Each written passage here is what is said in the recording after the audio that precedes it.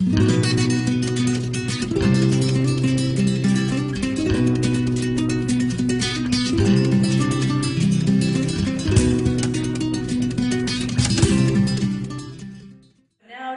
there's so many sophisticated tapas, but it all was born, like I said before, so people wouldn't get that drunk, and still have a good time. So hopefully tonight we also have a good time as well, and we're going to do 3 types of tapas.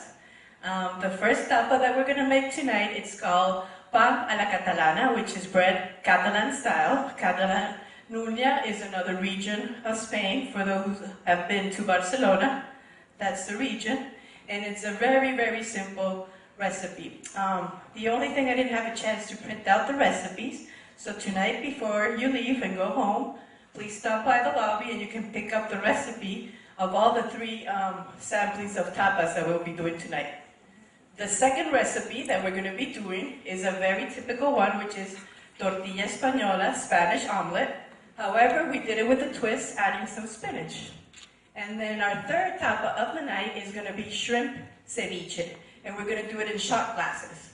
Okay, and of course, one would be tapas without sangria.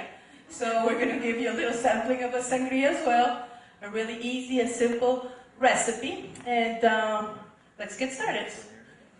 Who wants to help me out for the first recipe of the night, which is going to be pan a la catalana, with this bread a la catalana. Hey, some new guests in the house. You want to come and help out?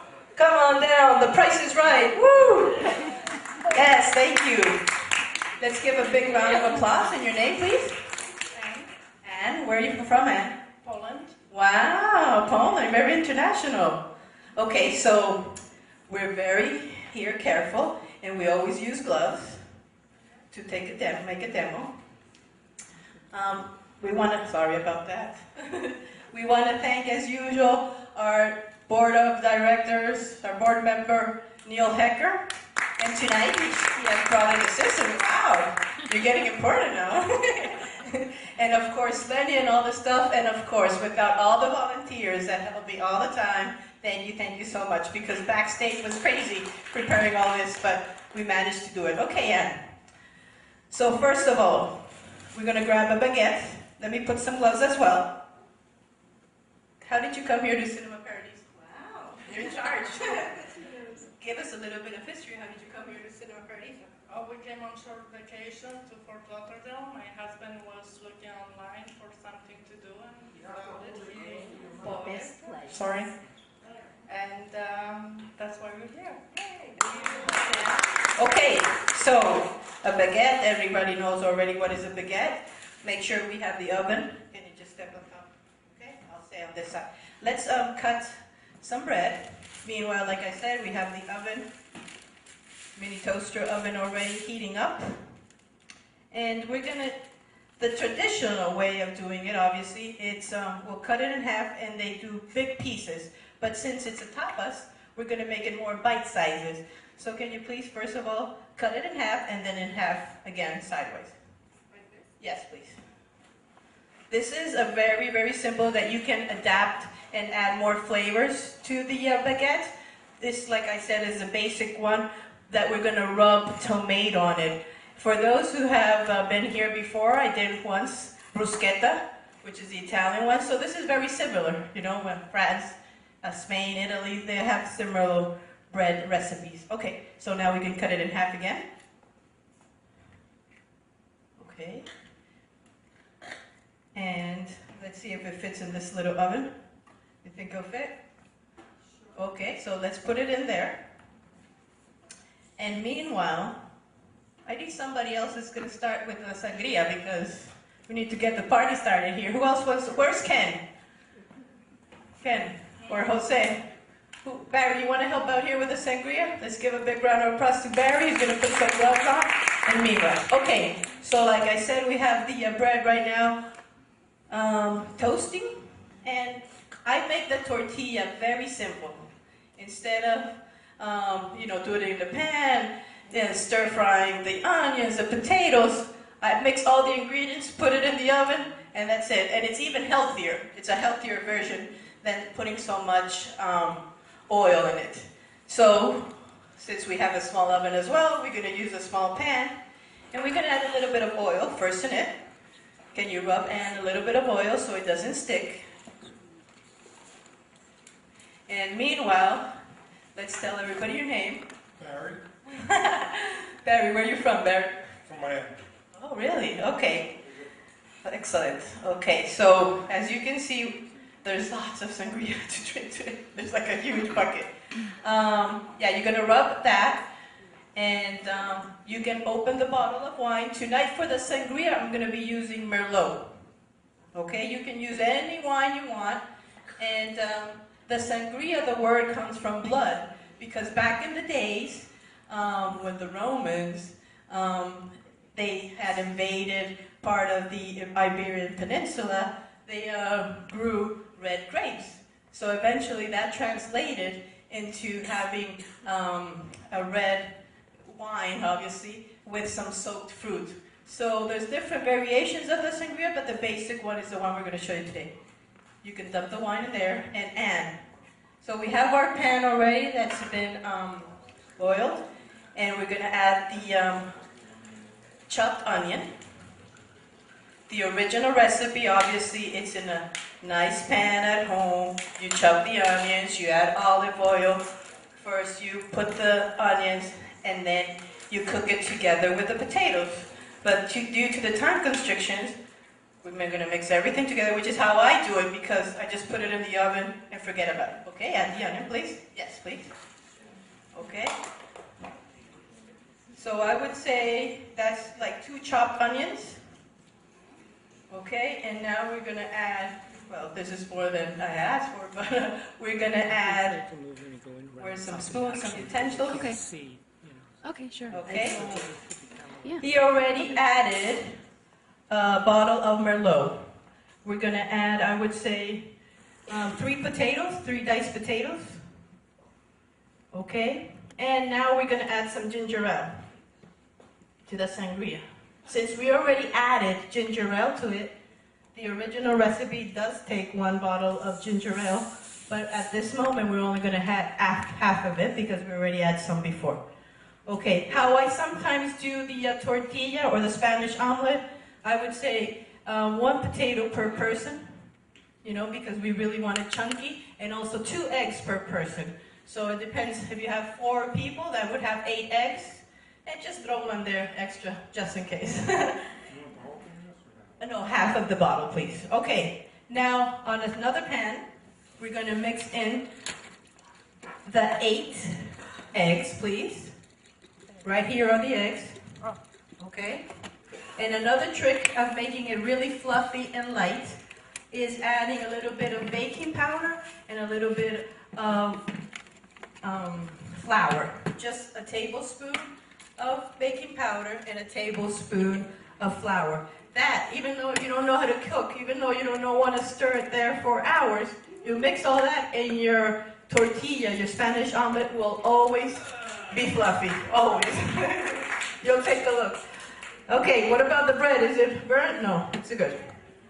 Okay, now we have nicely quartered the oranges, and we have diced at least 3 apples per person, but obviously since there's so many, there's at least 12 apples in there and 12 oranges. So we're going to mix the oranges and the apples.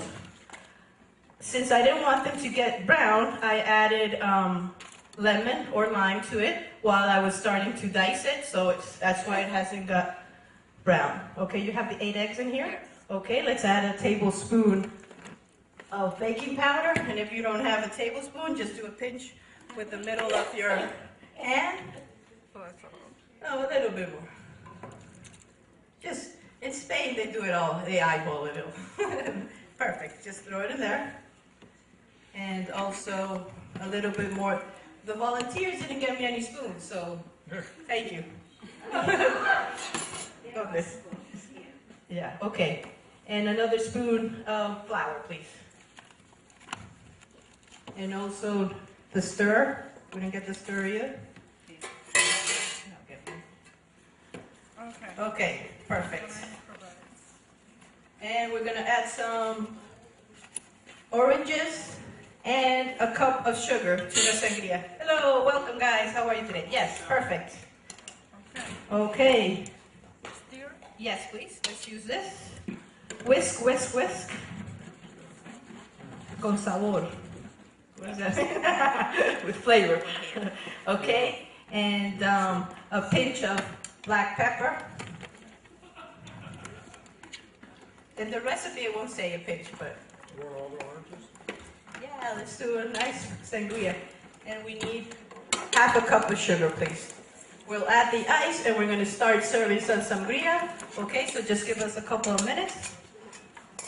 You see how already it's getting fluffy?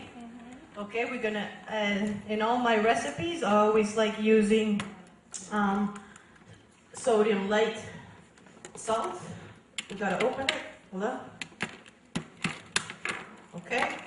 And for this recipe, how I've mentioned before, we're going to use chopped spinach.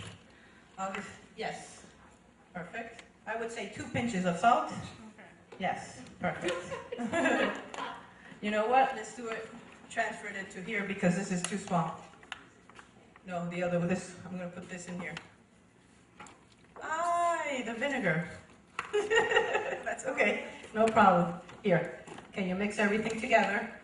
We got to open also this bag of chopped spinach here. We didn't get the scissor. Okay. I think it's still, we're all in a tropical storm Isaac mode. Who's getting ready to have some sangria? Raise your hand. Everybody, right? Okay. Okay, the whole bag? Yes, please. So it's 1 bag of chopped spinach, 4 potatoes, 2 chopped onions, 8 eggs, and we'll mix it all that, and then we'll put it inside the oven. Meanwhile, like I said, the bread has already started to toast, and it's a very simple recipe. And can somebody grab the microphone so I can show? Oh, I'll put it here. Right. Okay. This recipe is very simple. You grab the toasted bread, and while it's warm, though, it has to be warm. You're going to rub a tomato.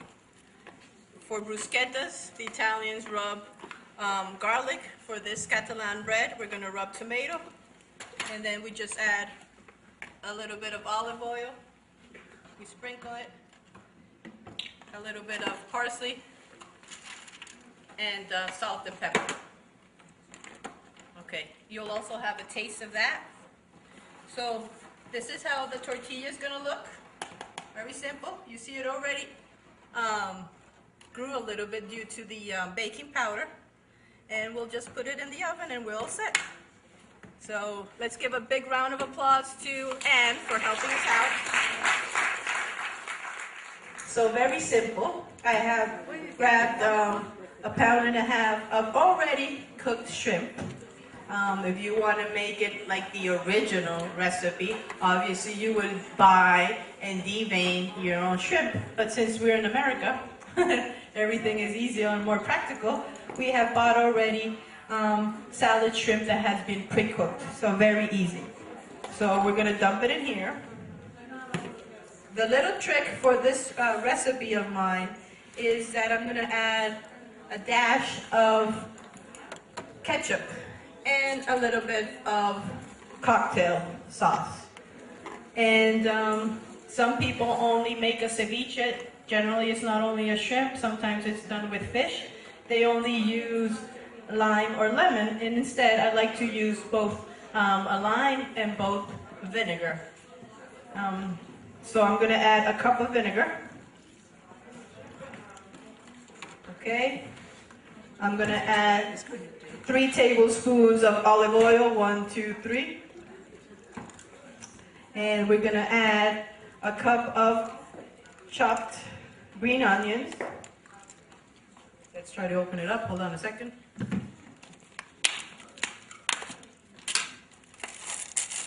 Okay. But the one you're eating, we chopped it all backstage. This is only for the demo. Okay, so 1 cup of fresh chopped scallions. Let's mix it. we have added the cup already of white vinegar. Okay, we're gonna add, I would say, 2 tablespoons of cocktail sauce, 1, 2, and some ketchup. This recipe with ketchup, you're like, what? Spanish? In Spain, they would never use ketchup, ever, you know. But in Venezuela, where I come from, on the beaches, they sell those cocktails, right, fresh from the beach, you know, from the ocean, and they add a little bit of ketchup to all the seafood cocktails. Okay, so let's mix this again. And if you don't like cilantro, you can use parsley, but I think that I prefer it definitely with cilantro. There's more cups there. Have you had the taste of the shrimp ceviche? There's plenty there. So we're going to add a cup of fresh cilantro. So even though you have bought already these pre-cooked shrimp, just by adding fresh herbs, everybody's like, oh my gosh, she's a cook, you know? You've been all day cooking and chopping the day away. So it's like giving it a little trick and making cooking easier. And like I always said, it has to be colorful as well. So the greens of the fresh herbs definitely give a nice look to the shrimp. And we have to add some salt, some garlic powder. If you want to use fresh garlic, more than welcome. I just don't like having a bad breath. So I add a little bit of garlic powder. And the last ingredient is going to be the fresh lime. Give me a second to cut it. What are we going to do with all that sangria? Okay.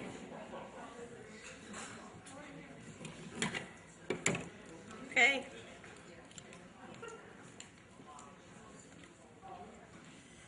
This is fresh lime.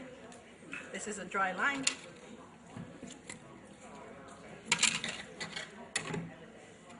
These limes today are dry. Okay.